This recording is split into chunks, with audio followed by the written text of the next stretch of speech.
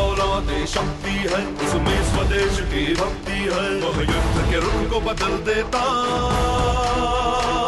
दुश्मन को पल में मसल देता।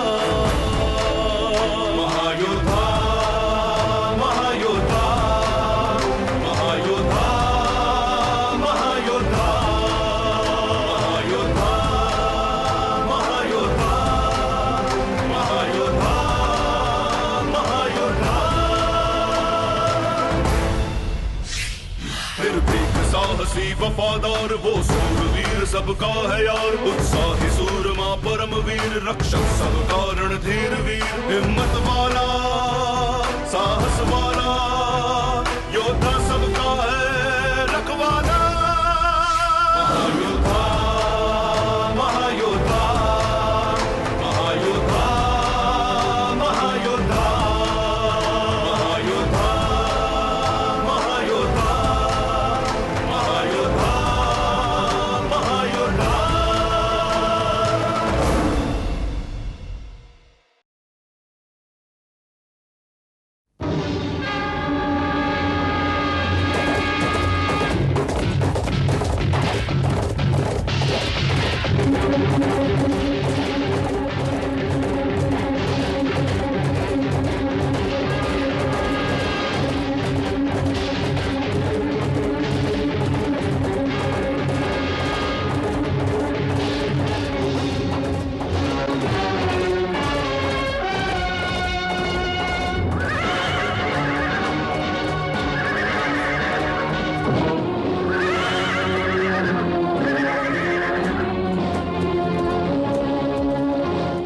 ये घोड़े आगे क्यों नहीं बढ़ रहे?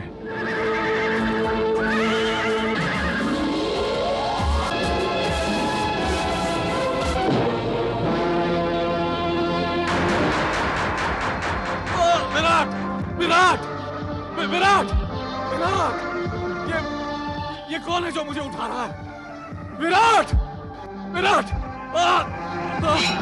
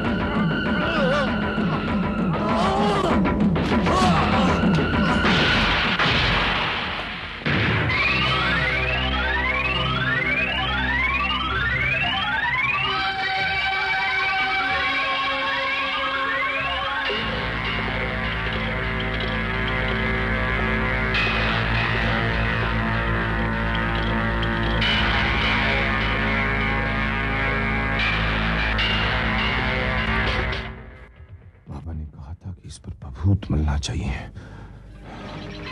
अभी डालता हूं उस पर, अभी डालता हूं।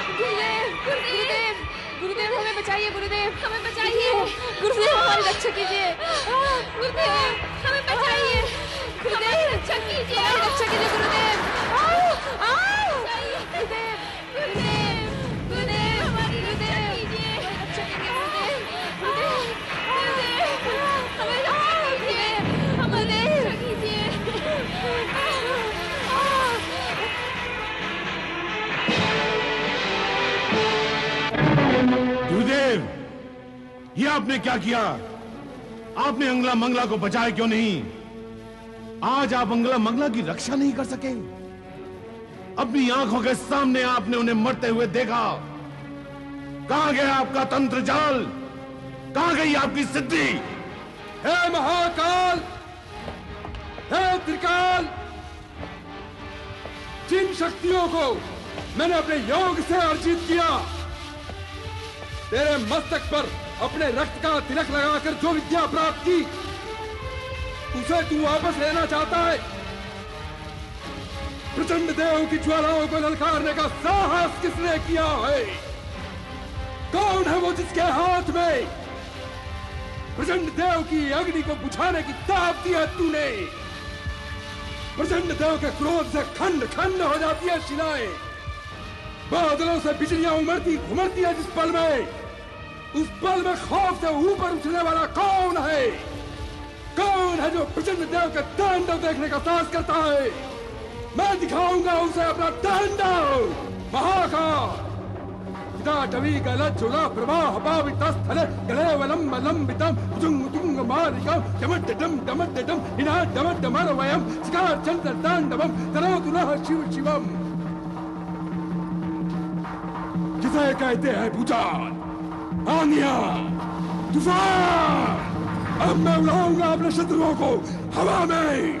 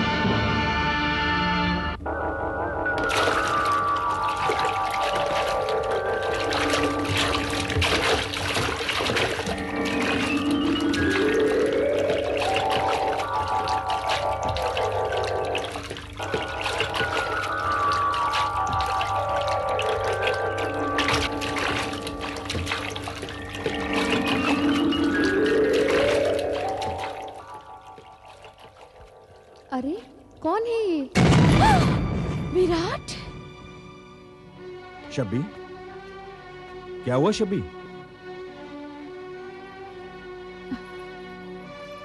मैंने अभी भी देखा कोई हमारे विराट की हत्या करना चाहता है। क्या? हाँ। अभी अभी तुमने देखा कि कोई विराट की हत्या करना चाहता है? शब्बी, मुझे लगता है कि तुमने कोई डरावना सपना देख लिया है। हमारे विराट की हत्या करना इतना आसान नहीं है, क्योंकि मैंने विराट को मृत्यु से भय खाना नहीं, मृत्यु को भयभीत करना सिखाया है। मेरा भय निराधार नहीं, स्वप्न में ही सही, पर आज पहली बार मैंने अपने विराट को किसी संकट में घिरा हुआ देखा। अवश्य ही हमारा विराट किसी मुसीबत में फंसा है। शब्बी, तुम्हारी ममता ही अब तुम्हें भयभीत करने लगी है। दिन में देखे गए सपनों का सत्य से दूर का भी रिश्ता नहीं होता। तुम व्यर्थ में परेशान हो रही हो। विराट इस राज्य का नगर प्रमुख है। अगर विराट पर कोई संकट आया होता तो अब तक हमें इस बात की सूचना मिल भी गई होती। इस वक्त कौन हो सकता है?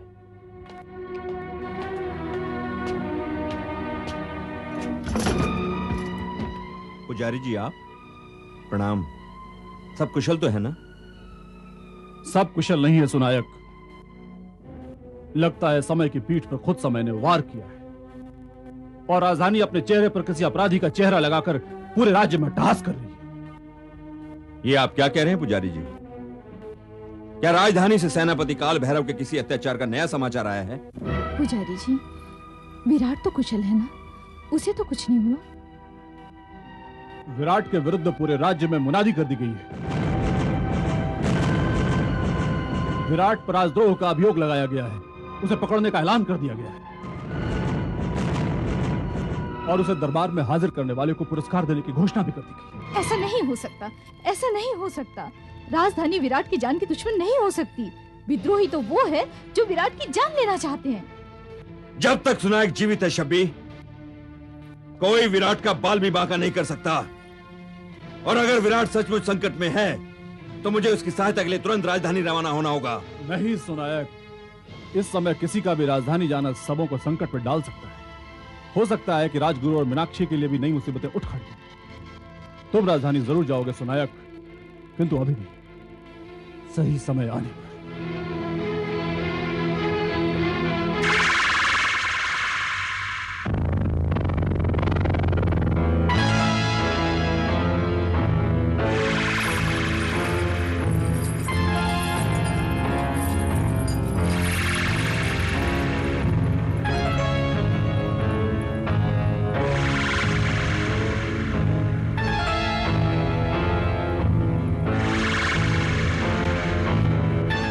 कौन है ये अजनबी और तुम इसे कहां से लाई हो? महारानी जी, ये तो इसी अवस्था में जल महल के मुख्य द्वार के पास आकर गिरा था। ऐसा लगता है महारानी जी कि त्रिकाल राक्षस की तरह ये भी किसी राक्षस का भूतिया बनकर हमारी दुनिया में आया है। यदि ये हमारा शत्रु है तो इस वक्त अपनी मौत के मुंह में है, और यदि ये दुर्भाग्य का मारा कोई निरपराध है तब हमें इससे कोई भय नहीं।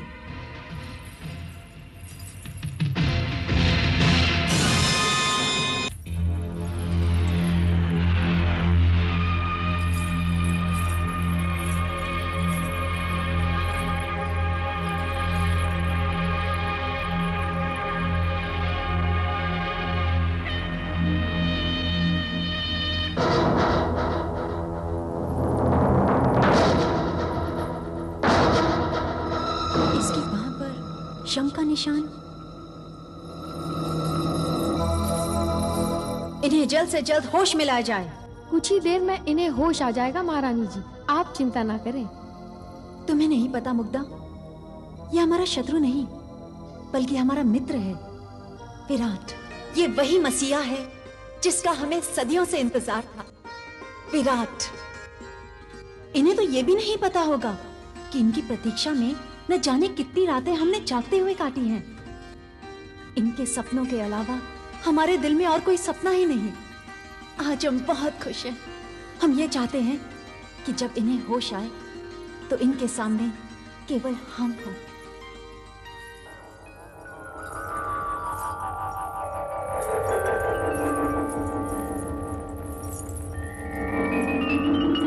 ज्येष्ठ शुक्ल की पूर्णिमा की रात एक वीर योद्धा जल महल में आएगा, जिसके दाएं हाथ पर शंख का शुभ चिन्ह अंकित होगा। वही योद्धा परियों के संसार को रक्त में डूबने से बचाएगा और उस वीर योद्धा का नाम होगा विराट। विराट विराट।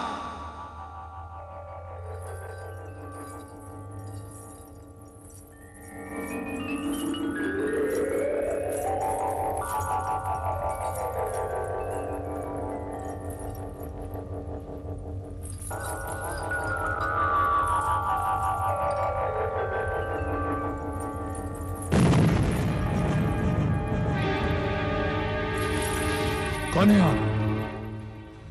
मैं यहां कैसे आया हूं? कौन लाया मुझे यहां पर? यह कौन सी जगह है? थोड़ा सा धीरज रखो। हमने तुम्हारी प्रतीक्षा में सदियों तक खामोशी का शाप झेला है और तुम एकदम ही हमारी खुशियों के सब्र के सारे बांध तोड़ देना चाहते हो विराट। विराट? आप कैसे जानती हैं मेरा नाम? आपको कैसे पता चला कि मैं विराट हूं? देखिए, सब्र तो विराट के पास विराट की उम्र से ज्यादा है, पर इस वक्त आप मेरी बेसब्री का इम्तिहान मत कीजिए। मेरे पास सांसें गिनने का भी वक्त नहीं है। 13 दिनों की प्रतिज्ञा ली है मैंने, उसमें से 3 दिन जा चुके हैं और 10 दिनों के भीतर भीतर मुझे मौत को मौत की नींद सुलाना है। मैं 10 दिनों में मौत को मौत की नींद सुलाना है और हम सदियों से सांस सांस गिनते हुए तुम्हारे लिए ही जाग रहे हैं। हमारी आंखों में झांक कर देखो विराट, इनमें तुम ही नजर आओगे, केवल तुम। विराट को अपनी आंखों में कैद करने की कोशिश मत करो, वो किसी की कैद में नहीं आ सकता। आग को हाथ लगाओगी झुलस जाएंगे, आग के पास भी आओगी तो जल जाओगी। इतनी आग है तुम्हारे भीतर कि अपने दोस्तों को ही जला दोगे। कौन हो तुम? अपना परिचय दो। बताओ, छल की कौन सी माया का कौन सा रूप धर कर आई हो तुम? तुम इस वक्त पृथ्वी पर नहीं, हमारी जल नगरी के मेहमान हो विराट। और हम छल की कोई माया नहीं, जल नगरी की महारानी जल रश्मि है। जल नगरी की महारानी जल रश्मि? हाँ, जल रश्मि। एक बात और विराट, तुम्हारे और हमारे बीच शत्रुता के संबंध नहीं, मित्रता के संबंध हैं। और इस जल नगरी को बरसों से तुम्हारे आगमन का इंतजार था। जल परियों की इस दुनिया में तुम देवदूत बनकर आए हो विराट, क्योंकि तुम्हारा आगमन तो पहले से ही निश्चित था। आपकी बातें मुझे हैरान कर रही हैं। बचपन में मैंने जल परियों की कहानियां सुनी थी। सुना था कि जल परियां कभी झूठ नहीं बोलती। आप मुझे सच सच बताइए, विराट की यहाँ आने का रहस्य क्या है? तुम्हारे हर प्रश्न का उत्तर तुम्हें मिलेगा। जलपरियां सचमुच झूठ नहीं बोलती। तुम सत्य जानना चाहते हो ना? आओ हमारे साथ।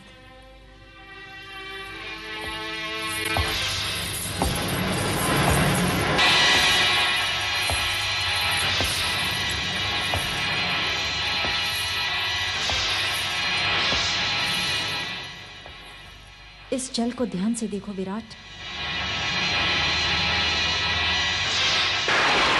हमें बचाइए महारानी जी, हमें बचाइए, बचाइए महारानी जी, हमें त्रिकाल से बचाइए महारानी जी, हमें बचाइए। ये सब क्या है? हमें त्रिकाल से बचाइए। ये उन मासूम जल परियों का रक्त है विराट, जिन्होंने किसी का कुछ नहीं बिगाड़ा, किंतु जिन्हें अन्याय और अत्याचार की बलि चढ़ना पड़ा, जिनकी मासूम हंसी को जीते जी मौत की नींद सुला दिया गया। ये उन निरपराध जल परियों का रक्त है विराट। आप क्या कह रही हैं महारानी जी? क्या जल परियों का सुखी संसार भी हमारी दुनिया की तरह अन्याय और अत्याचार के रक्त में डूबा है? क्या सृष्टि में कोई ऐसी जगह नहीं जो निरपराध के रक्त से लाल ना हुई हो? जीवन की ये कैसी लाचारी है, कैसी असहायता है, कैसी विवशता है। मानवता के रक्त की कैसी विडंबना है महारानी जी। ये कैसी कहानी है जो हर जगह दोहराई जा रही है। कितने विशाल हैं उस जालिम के हाथ जो दुनिया के हर हिस्से को मानवता के रक्त में डुबो रहा है। तुम इस कहानी को हमेशा हमेशा के लिए खत्म करने आए हो विराट। काश ये सच होता महारानी जी। काश विराट सृष्टि के भाग्य का विधाता होता तो सृष्टि के निर्माण से पहले ही उस हाथ को उस शरीर से काट देता। जो मानवता के रक्त का प्यासा है। हमारी दुनिया में तुम उसी हाथ को नष्ट करने आए हो विराट, जिसने जलपरियों की इस दुनिया को खून में डुबा दिया है। मेरा यकीन करो। आओ, हमारे पूर्वजों की ये पवित्र पुस्तक देखो विराट। जलपरियों की इस पवित्र पुस्तक में तुम्हारा नाम लिखा है। इसमें लिखा है कि एक दिन तुम हमारी नगरी में आओगे। तुम्हारे दाएं हाथ पर शंख का पवित्र चिन्ह होगा और तुम जलपरियों की इस नगरी को अन्याय के आतंक से हमेशा हमेशा के लिए मुक्ति दिलाओगे। यदि तुम्हें अभी भी संशय है तो इस अस्त्र को देखो। इस अस्त्र को केवल वही उठा सकता है जिसने अब तक केवल न्याय का बोझ उठाया हो।